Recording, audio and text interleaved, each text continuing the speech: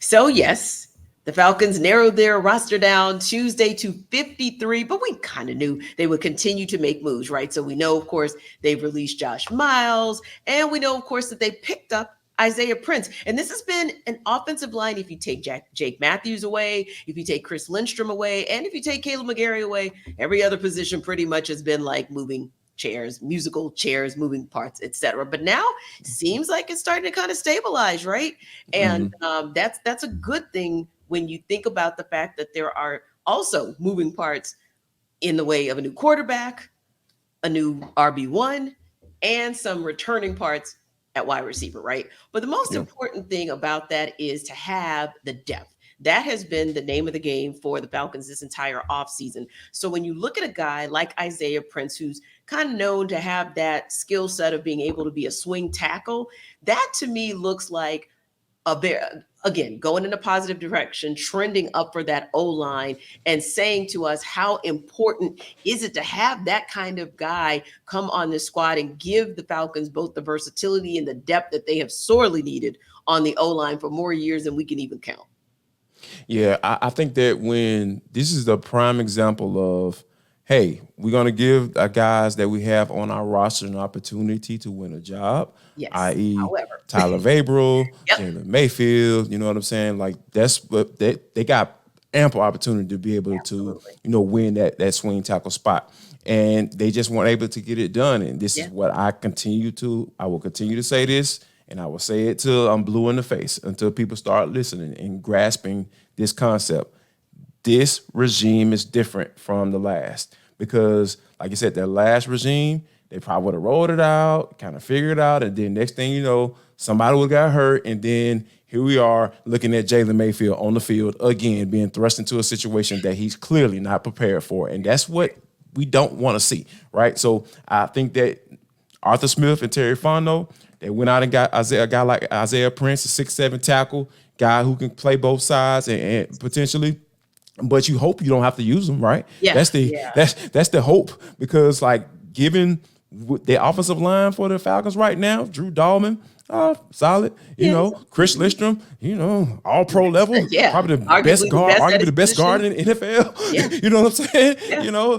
Caleb McGarry, okay, he's solid. He earned a second contract with a team. That means something. Mm-hmm. And then you got Mr. Stability himself and Jake Matthews. Yes. And then you got the rook coming in, Matthew Bergeron. That's the question mark, right? Yeah. But I really feel like he's going to be able to be a solid guy for you. Indeed. I really feel he's going to be a guy that you're not going to be hearing his name called too much because he's just getting beat consistently. Yes. I really feel like he's going to be a guy that's going to settle in. He's going to be allowed to settle in to that spot because of what you have going on around him and because of his skill set as well. So, right. And I Matt Hennessy, when he comes back, you hope you've got good, that he's progressed as well. So, yeah, you're right. Yeah. So I think that Arthur Smith and Terry Fontenot going out and get a guy like Isaiah Prince, it doesn't just mean that, hey, they fill that swing tackle spot. It just means for me that they are continuing to fill spots where it's needed if the guys that they have brought in to get those jobs aren't getting it done. And I absolutely love that because you don't have time right now going into your third year plan. We found out there was a 3-year plan, right? Arthur Blank kind of spilled the beans on that. So their 3-year plan has to work because like you've been winning 7 games with not enough money to spend from the salary cap standpoint. It's time to pay the piper. It's time to get into some serious conversation as far as winning the division and going into the playoffs. Oh, I agree. This to me is a win the division situation because, like you said, it's kind of a perfect storm, right? They hit in the draft, we believe, from all of what you can see, and not only what you can see, but what the veterans are saying about the rookies, right? When you hear Chris Lindstrom giving so many kudos to Matthew Bergeron, that's a good look, right? Or if you see that Calais Campbell is taking Zach Harrison under his wing and giving positive feedback about him, those are the types of things. And we'll talk about another rookie in a minute who is bringing some really great returns too that a lot of people are really excited about. So you hit in the draft, it appears that that's going to be a positive for you. You finally had your opportunity to open up the purse strings in free agency, and you did a good job with where you went in free agency. Now, to make it a perfect storm in that triumvirate, if you will, you also have a division I'm going to call shaky at best. Like, this is your opportunity to see This is your Fair. opportunity to speak. I can't even argue against that. Fair. So, and I had an opportunity just here and there, and I know it's preseason, but I had an opportunity to watch everybody in this division, every team in this division during the preseason, and I'm like, yeah, tell me why in the world there shouldn't be a conversation for the Falcons to be the NFC South division champs at the end of the season and have a return finally to the postseason. Because again, all three of those things, that perfect storm is happening for them. And of course, barring injury, they should be good to go. But we've seen that they also move quickly, to ensure that if there is an issue like that, they've got backup, i.e. Isaiah Prince, or B, we don't quite know yet what the deal is, but we know they brought in Malcolm Butler for a tryout. So there's a thought on, hey, if they know something that we don't know and they're projecting the first 4 to 6 weeks, they're already trying to shore things up to make sure they are good. But speaking of that rookie class and the importance of preseason as well, we were at those preseason games. You went to both of the home games. I was able to catch that last one, and we had our eye on certain people, right? And one of those guys was DeMarrco Hellams, because he'd been progressing kind of quietly, right, kind of under the radar, but really had himself a nice preseason, and that really showed what he has the possibility of doing, whether that's on the defense or whether that's on special teams. But it's one of those situations where we can't go back and change it. The Falcons made the decision they made in terms of the ones and sitting the ones. But when you see someone like DeMarrco Hellams make a case for himself, there's something to be said about the importance of preseason, right?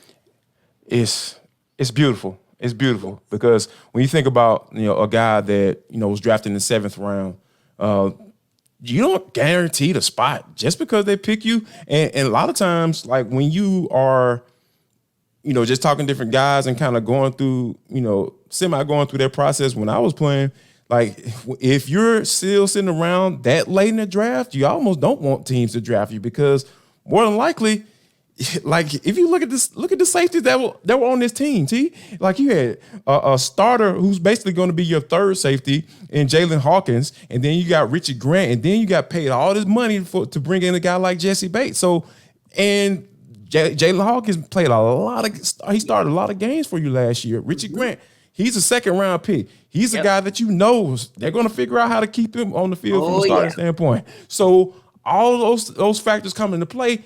The odds were against DeMarrco, but like Arthur Smith said, like he just continued to make plays when the lights were on. And I got a chance to talk to DeMarrco in the spring, and you can just kind of get vibes from a certain cats because there was a certain a level of humility that was there, and because there was a certain level of thankfulness too that he had to Nick Saban as far as to getting him where he is right now, which is on a 53-man roster as a 7th round pick. So that says a lot about the teaching that he had before he came in here, and it says a lot about the type of person that he is to be able to take on that challenge, saying, you know what, I'm gonna make this squad. I know y'all drafted me, but I'm gonna go out here and force you guys to put me on this 53-man roster. Yeah. And for a story like this to come about, like I don't want to hear anything about what people say as far as preseason doesn't matter.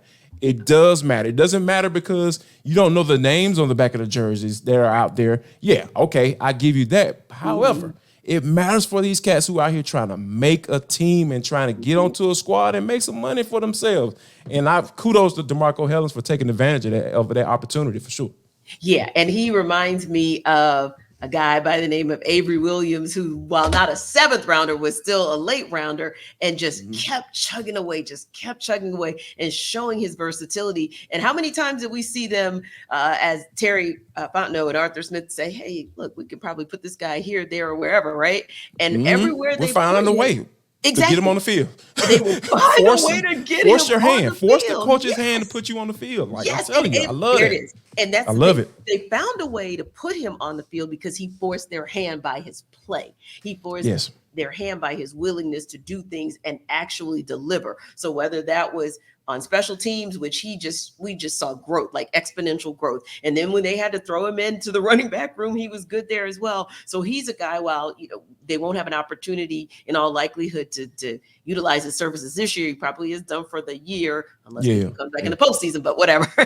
But ultimately speaking, those are the examples to say, hey, the preseason is important in a number of ways, one of which is, hey, if we throw you in different situations at different positions, what exactly is it that you're able to bring to the table? Because versatility is key. So yeah, love that DeMarrco Hellams is one of those, like you said, success stories. And I feel like we're about to see one of those Avery Williams type stories again. But we will, of course, keep you guys posted on the progress up at Flowery Branch. Of course, so far, they have filled 14 of their 16 practice squad positions with players like you mentioned, Tyler Vrabel, Micah Abernathy, and some of the guys, Timmy Horn, some of the guys we thought, they're gone, but they'll probably come back. And Parker Hesse, I think, is on that practice squad too. As well, we kind of knew that they would probably land on that squad and could have an opportunity to come back to this roster at some point in the season. What are you guys' thoughts? I mean, do you like the move to pick up Isaiah Prince? Do you like the fact that DeMarrco Hellams made that 53-man roster? Everydayers, you know what to do.